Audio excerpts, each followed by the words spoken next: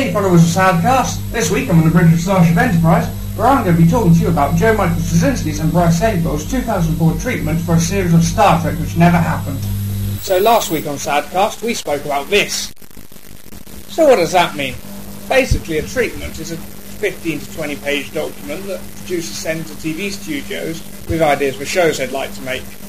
JMS and Bryce sent this idea for a new Star Trek series, which would have basically rebooted the whole franchise. They went into great detail about how it had worked in the past with comic books, and maybe they have a point, but personally I wouldn't like to see the universe rebooted. So what would their ideas have consisted of? Well, I'll tell you. Basically, the premise was the same. It was still the Enterprise, it was still Kirk, it was still Spock, and it was still McCoy. But much like the fan series New Voyages, they were being played by different actors. The pilot would have had the Enterprise discover an alien planet, which at one point was home to an ancient civilization, which at first glance seemed much like the Vorlon from Babylon 5, JMS's previous series. Kirk, Spock and McCoy would have had to have kept this a secret from the rest of the crew, and all through the 5-year mission they would have been looking for signs of these aliens again, to find out if they would benefit humanity or be a hindrance. I can't really say there's many bad ideas in treatment per se, more just not a lot of new ones. The whole idea to go back to the original series could work, but at the same time what new material was in there was very similar to a lot of things we'd seen on Babylon 5 and its failed spin-off Legends of the Rangers.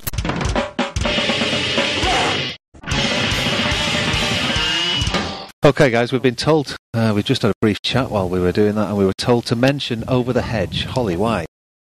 Because William Shatner is in it. He plays a possum. I see. And you actually like the film as well, don't you? It's very cute. Okay, and by the way... And Avril Lavigne is in there too. So right, but she's not science fiction, is she? She's just like a singer. No, well, she is kind of getting that way, but... She looks science fiction, doesn't she? She's looking science fiction lately, yes. But William Shatner isn't just an actor, he is science fiction, so you say, is that right? He is science fiction, so you have to go see Over the Hedge. Okay, absolutely. Over the Hedge. We've seen the adverts, and that opossum totally has Shatner's body language and the strange movements. Actually, there's another Mr. Sci-Fi in that as well. Who's playing like one of the lead roles? Bruce Willis. Bruce Willis, that's right. Bruce Willis is in it. He plays what, a fox or something, is it? Or raccoon or something. A raccoon, is it? Wow. Okay, some other news is Harry Potter might die in the last book. What do you reckon? Woohoo! I don't think it's going to happen. You don't think it's going to happen? Why not? Well, based on her quote, which, let's see if I have it here. I can completely understand, however, the mentality of an author who thinks, well, I'm going to kill them off because that means there can be no non-author written sequels. So it'll end with me, and after I'm dead and gone, they won't be able to bring back the character. Okay, but she does say there are going to be 2 that die off.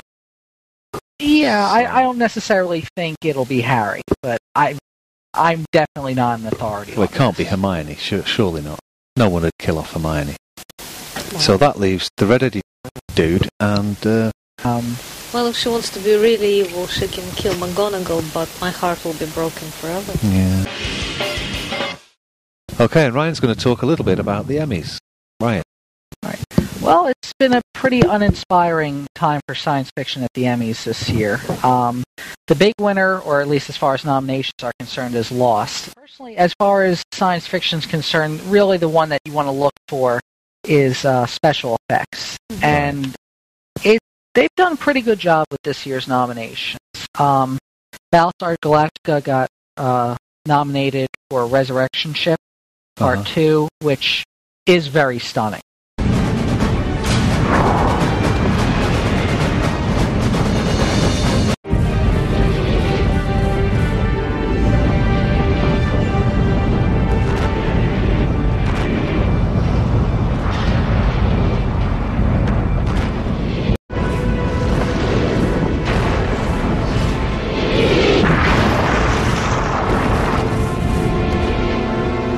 Lost has Live Together, Die Alone, Parts 1 and 2. Again, very good work there.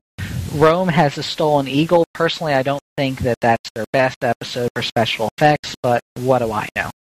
And of course, you have Surface, another science fiction show. And finally, there's a Discovery Channel thing about a huge tornado. So this should look like it should be very interesting to see who's going to win this one. got some news about Dune. Yes, Dune. The next book in the series, Hunters of Dune, will be out on August 22nd of this year here in the States, and shortly thereafter in the UK. But at the time of this recording, they don't have the next chapter available on the official site, DuneNovels.com, but I expect it to be uploaded in the next few days. So, right. Do we have a British DuneNovels.co.uk or something? No, it's just one website. W. Oh, it's just wondering if there is a different spelling, maybe. Yeah, I mean, you sort of have like a Y in there somewhere. Yeah. No, it's just it's a U. Dune. That's it. Rather than an OO. We have this every couple of weeks, don't we? What's this? Yeah. Dune or Dune? It's like Well, a trademark. I can say Dune as well. Yeah. Dune. I think we should let the viewers decide. We should let the viewers decide. If you think it should be Dune, as in DOON, then email us at sadcast@sadgeezer.com, at this email address on the screen now. And if you think it should be Dune, DYUNE. Yeah, okay. Which is the correct pronunciation, okay? Okay, everybody, thanks for watching. See you next time. Bye. Bye. Goodbye. Bye. Bye. Bye.